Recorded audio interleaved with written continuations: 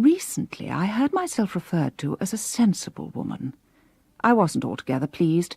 The word has tweedy associations. I have never worn coarse weave and don't intend to start at my time of life, well past what is known as the first flush of youth.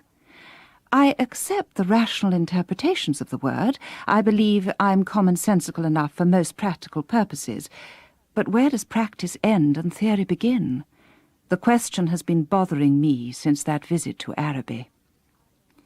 I love all things beautiful. We both do, though Adrian, my husband, hasn't made a study of the beautiful per se. I'm known for what could be called a non-oppressive knowledge of antiques. That's to say, I don't labour it. I leave people to pick out what they like and can take in from my articles and lectures. Araby is a mid-18th century country house in deepest Sussex. It's under threat from a proposed new road. I had a commission to do a piece about it for the only surviving ladies' weekly which isn't wholly consecrated to royals, eat and grow thin diets, fashion and sex. Adrian drove me down to Araby. He was planning to go and look at a promising stone quarry some 20 miles further on. He's managing director of a thriving construction business which builds environmentally friendly houses in golfing and pony club country. Thinking back, as I do constantly, I can't help putting two and two together and adding it up to an unpleasant and quite unacceptable total. I shall never know if I've got the sum right. He definitely tried to put me off going to Araby. There wasn't a lot to see, he said. Nicholas Pevsner hadn't mentioned it. I said Pevsner couldn't mention everything, and I was actually going to look at the panels. Adrian said there hadn't been any panels when he was there. I said, when was that? And he said years ago. So I told him these were genuine Rodrigo Clemency carvings which had been boarded over by some Philistine who preferred wallpaper, and they had only recently been discovered. "Come and look," I said when we stopped at the gates. But he said he'd go to the quarry and be back in time to pick me up about 4 o'clock. A woman came out of the lodge house and unlocked the gates. She was big and floppy, held together by something which creaked under the strain, stays probably. She told me her name was Woolgar, and not to smoke in the house. As she didn't bother to say please, I didn't bother to say I didn't smoke. We started up the drive, which is at least half a mile long and overgrown with thistles and goldenrod. I said it reminded me of Rebecca. She said her name was Iris. The house is the usual Georgian, a portico of 3 columns with Ionic volutes, sashed windows, and the original roof, though there are some ominous holes in it. The front door was a disappointment. It's a Gothic sham with iron studs and gargoyle knocker. Mrs. Woolgar selected an incongruous Yale from a bunch of keys and opened the door. The first thing that struck me was the smell of dust. It was really bitter. Mrs. Woolgar obviously hadn't been doing her job, but she probably reasoned that care taken at this point in Araby's history would be a waste of time. I was seized with violent fits of sneezing, and she said, "Don't you bring that cold near me," as if it was a mucky pup I had on a lead. "Can you tell me anything about the house?"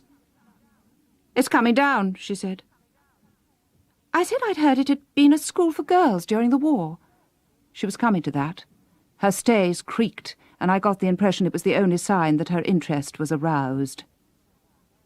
It had happened years ago. Donkey's years, she said, and I thought I was going to hear some old tittle-tattle about girls being girls, but as it turned out it was quite a little drama, which I would be able to slot into my piece. The ladies' weekly readers would just love it. The school had been a posh one for the daughters of rich people. Discipline was strict. The girls weren't allowed to look sideways, even at the gardener, who was 60, or his boy, who was, as she put it, mental. So when workmen came to repair the chimneys, there was quite a flutter in the dovecot. One of the girls fell in love with a young brickie. As Mrs. Woolgar put it, a bit of hanky-panky went on. The workman left. The girl was marked down for expulsion. "Oh, dear," I said. "Of course, it was a disgrace in those days. Now it's a feather in your cap." "Hung herself, didn't she?" said Mrs. W. "In the bicycle shed." I said, thinking I'd definitely make it an apple tree so much more romantic, "What does Pevsner say? A bicycle shed is a building, a cathedral is a piece of architecture." Mrs. Woolgar glared. You can't see it now. They've pulled it down. Goodness, how sad.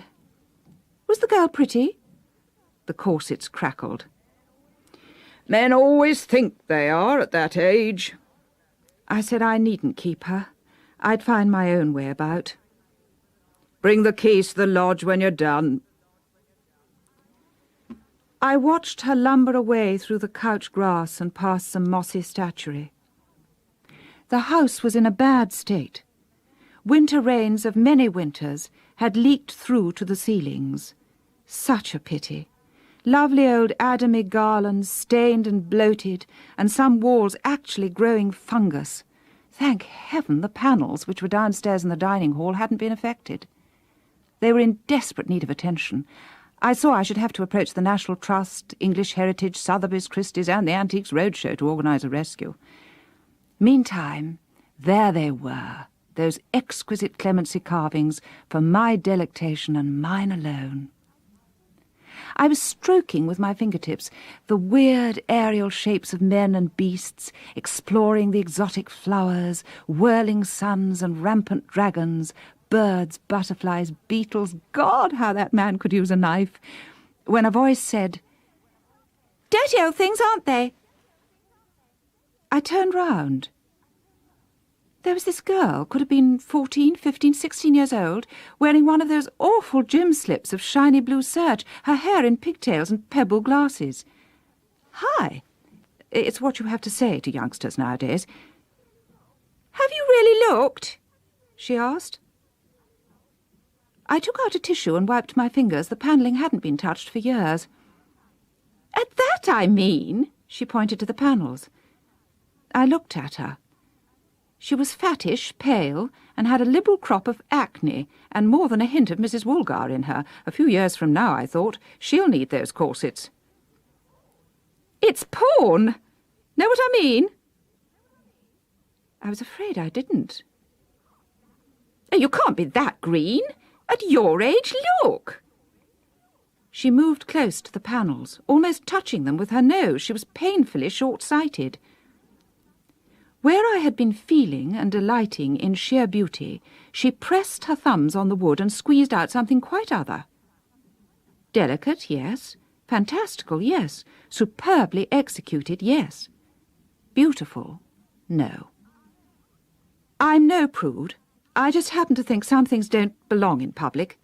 They should be kept strictly private, part of the rich tapestry of the imagination. Personally, I find it too rich. So there I was, looking at a complex bacchanale of nymphs and satyrs, gods and beasts, and sure as I could be that it had all been innocent and lovely, until that girl put her thumb on it. I got out my little pocket magnifier and took a closer look, and frankly I wished I hadn't. It brings out every detail. I don't believe it. "Suit yourself!" She bounced out of the room with a toss of her pigtails. I was glad to see the back of her, but I was in a quandary about the panels. Should they, ought they to be preserved? What for? To deck the walls of some city men's club, or be packed away in the vaults of a museum? To concentrate my mind, I went upstairs, opened doors, looked into room after room. Everywhere was that same bitter dust, undisturbed, except in the biggest room of all, where soot and old birds' nests had fallen down the chimney. "This used to be the dormitory." The girl had got there before me and was looking out of the window. I was none too pleased.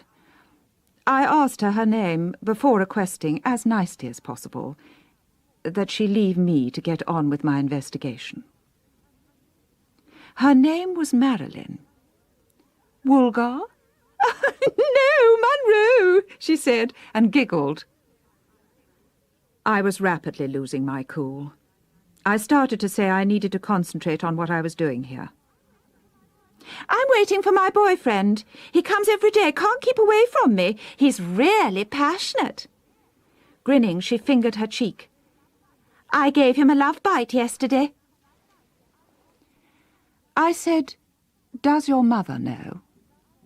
Of course it was stuffy, but I could see that the stage was set for goings-on which I shouldn't care for a daughter of mine, if I'd had one, which thank goodness I haven't, to get involved in. It seemed to subdue her. She turned back to the window. "Oh, nothing to see but boring old country."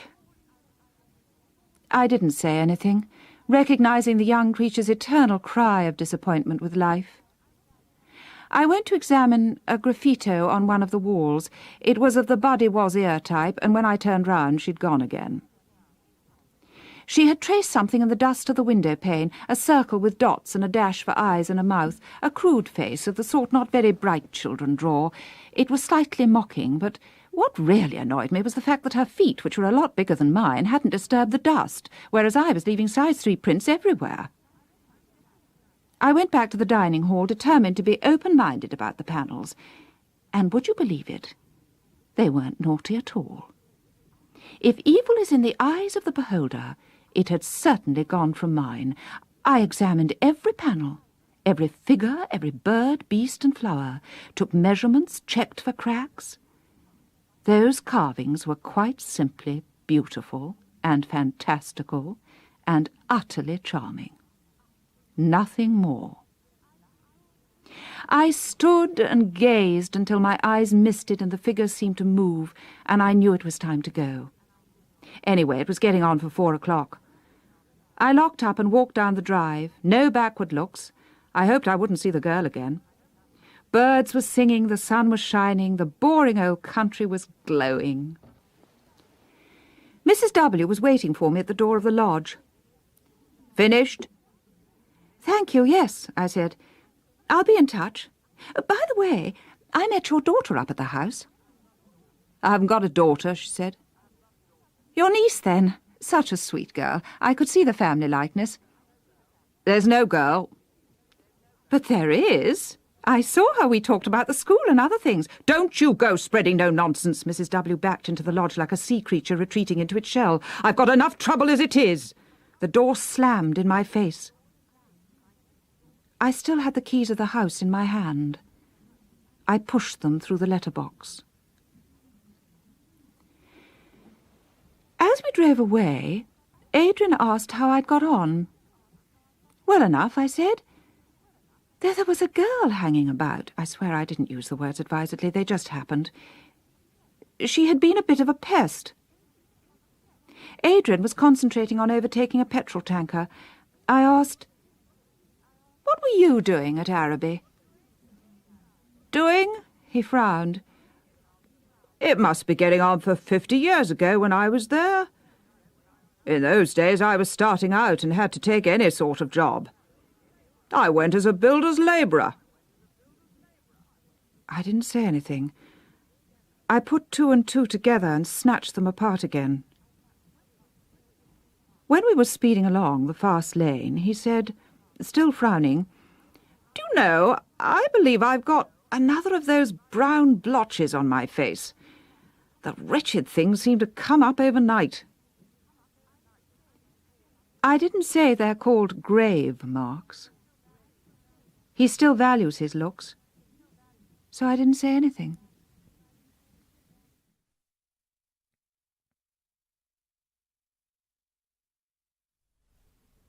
Angela Thorne was reading I'll Never Know by A.L. Barker. The producer was Enid Williams.